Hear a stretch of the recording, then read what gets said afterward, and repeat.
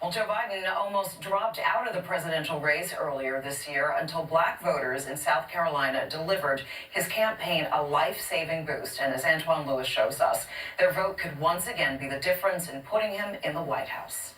The minority people in the urban world, they knew what was going on. They figured out, like, look, this guy cannot do another term. If he does another term, we are all done.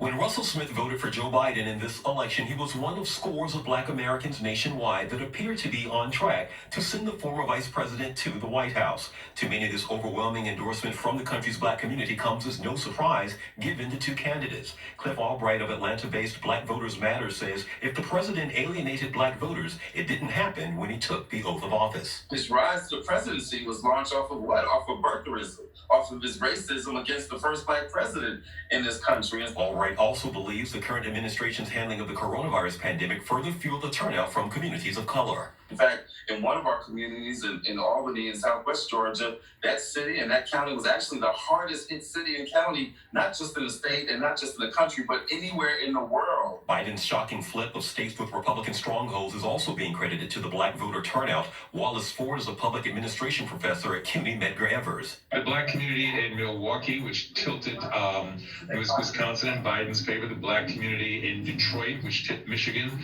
in Biden's favor. The black community in Philadelphia, which tipped Pennsylvania in Biden's favor, and the black community in Atlanta. And for many black voters, there's this. Nobody has done more for the black community than Donald Trump.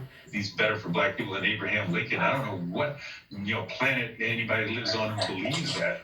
And while the ballot counting continues and appears to favor the former vice president, black and brown communities just proud of how much representation they had at the polls. One thing about this election, it exposed a lot, and there's going to be a lot of accountability on both ends.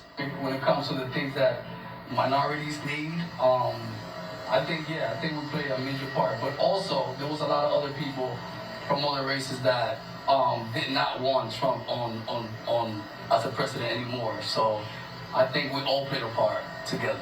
In Harlem, Antoine Lewis, Fox 5 News.